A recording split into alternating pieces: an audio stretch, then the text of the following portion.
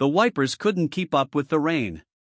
Rain hammered the windshield of the old pickup like it had a personal grudge. Mike Brennan gripped the wheel with cracked, calloused hands, the same hands that had mopped hallways and scrubbed toilets for 14 years at Ridgewood Elementary. He was bone-tired, running on 4 hours of sleep and 2 cups of gas station coffee, but the overtime paid for Mia's insulin, so he never said no. It was just past midnight on Route 47, the stretch everyone called Widow's Bend because the guardrails were more suggestion than fact. His headlights caught something wrong, a silver Mercedes half in the ditch, hood crumpled, flames licking orange flames that the rain refused to kill. The driver's door hung open. A woman's heel lay in the road like it had been flung out by an explosion. Mike slammed the brakes. The truck fishtailed, stopped sideways. He was out before the engine died, boots splashing through puddles, heart jackhammering. She was still inside, slumped against the steering wheel. Expensive coat, dark hair soaked with blood and rain.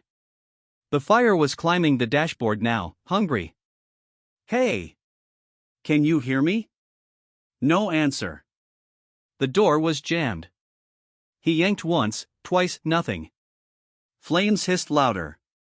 He didn't have time for gentle. He planted a boot against the frame and pulled with everything he had, shoulders screaming. Metal shrieked, gave. He reached in, slid arms under her, and hauled. She was lighter than he expected, limp as a doll. The heat seared his neck as he dragged her clear. 10 feet, 20, then the gas tank went up with a hollow whomph that knocked him to his knees. He rolled on top of her instinctively, shielding her from the blast of heat and shrapnel. For a moment there was only the roar of fire and the drumming rain and his own ragged breathing. She coughed. Moved. Mike pushed up on scraped palms. "Ma'am? You with me?" Her eyes fluttered open, storm gray, sharp even through pain. Blood ran from a cut above her brow. She stared at him like she was trying to place his face in some mental Rolodex. Then she spoke, voice raw but steady. "You're late." Mike blinked. Rain dripped off his nose. "Excuse me? You were supposed to be here 20 minutes ago." She tried to sit up, winced, clutched her ribs. "I called the service 3 times. He laughed once, short, incredulous. "Lady, I just pulled you out of a burning car and you're mad I'm late?" But he didn't say it. 14 years of being invisible had taught him when to keep his mouth shut. I don't work for any service, ma'am. I was just driving by." She looked at him then. Really looked. Took in the faded janitor shirt under the soaked jacket, the name tag that read Mike Ridgewood Elementary, the cheap work boots splattered with bleach stains. Something shifted behind her eyes, surprise, then something harder to read. "What's your name?" she asked. "Mike Brennan." "Mike Brennan," she repeated, like she was tasting it. "I'm Alessandra Voss." He knew the name. Everyone in the county did. Voss Technologies. The glass and steel tower 30 miles north that employed half the town and terrified the other half. She was the CEO who'd laid off 800 people last Christmas and still made the cover of Forbes smiling. Sirens finally wailed in the distance. Alessandra tried to stand, swayed. Mike caught her elbow. She didn't pull away, but her posture stayed board straight, like pride was the only thing holding her bones together. "You're hurt," he said. "Stay down till the paramedics." "I'm fine."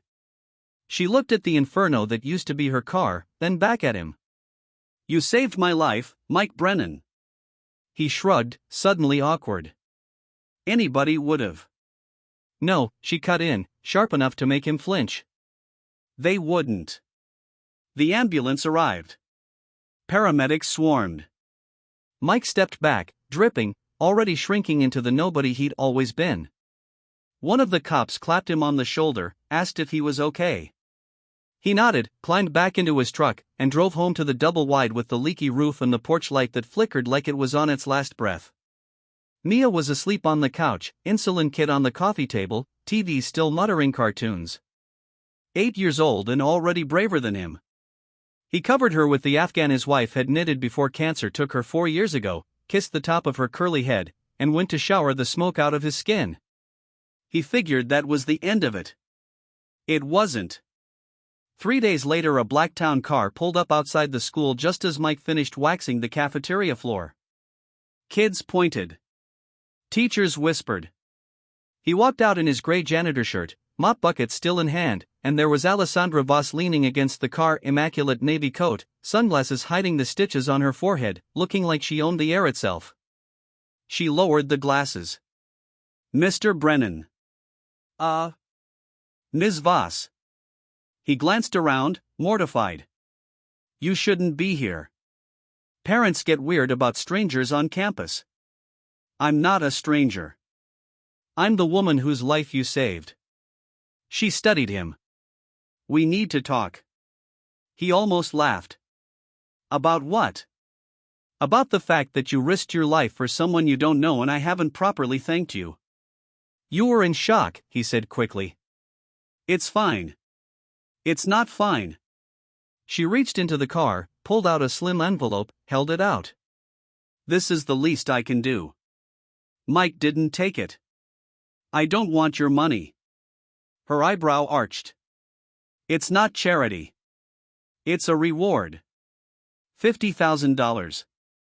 He stared at the envelope like it might bite him. $50,000 would cover me as meds for years. Fix the roof. Maybe even community college someday. Everything he scraped and bled for, right there in her manicured hand. He pushed it back toward her. No. The single word hung between them. Alessandra Voss wasn't used to no. He could see it in the tightening of her jaw. Why not? Because I didn't do it for a reward. She studied him for a long moment. Then, surprising them both, she smiled, small, almost shy. Dinner, then. Tomorrow night. My house. Please. He opened his mouth to refuse again, but she was already sliding back into the car. 7 sharp, Mike Brennan, she called through the lowering window. Don't be late this time. The car purred away, leaving him holding a mop and feeling like the universe had tilted. He almost didn't go. But Mia, perched on the counter eating cereal, said, Daddy, she's pretty. And you never go anywhere. I can stay with Mrs. Delgado next door. Her eyes got big. Maybe she has a pool. So he borrowed his buddy's blazer that didn't quite fit, shaved twice, and drove the rattling pickup up the winding driveway to a house that looked like a spaceship had landed in the woods. Glass walls, cantilevered decks, lights that changed color like a mood ring. A actual butler, took his keys like the truck might contaminate the gravel. Alessandra met him in a foyer the size of his entire trailer. She wore a simple black dress, hair down, stitches hidden under artful makeup. She looked human. Thank you for coming, she said, and it sounded like she meant it. Dinner was weird and wonderful. No servants at the table, just the two of them. She cooked homemade pasta, and she burned the garlic bread laughing about it. She asked about Mia. He found himself talking about hospital bills and parent-teacher nights alone and how his daughter still set a place for her mom at dinner some nights. Alessandra listened like she'd forgotten how. Later, on the deck with city lights glittering far below, she poured wine neither of them drank. I used to be a person, she said suddenly. Before the company. Before all this. I grew up in a trailer too, you know. East Side. Mom cleaned offices at night. I swore I'd never be powerless again. She laughed bitterly. Turns out power just makes you lonely in fancier rooms. Mike didn't know what to say to that. She turned to him. That night, when I woke up and saw you wet, bleeding, covered in soot, I thought you were the tow truck guy I'd screamed at on the phone 10 minutes earlier for being late. And my very first words to the man who saved my life were "You're late." She shook her head. I hated myself for that. You were scared, he said. I was cruel. There's a difference. Silence stretched, comfortable somehow. Why'd you really invite me here, he asked. She met his eyes. Because I wanted to know what kind of man runs into fire instead of away from it. And because, she stopped, cheeks pink. Because when you said no to the money, something in me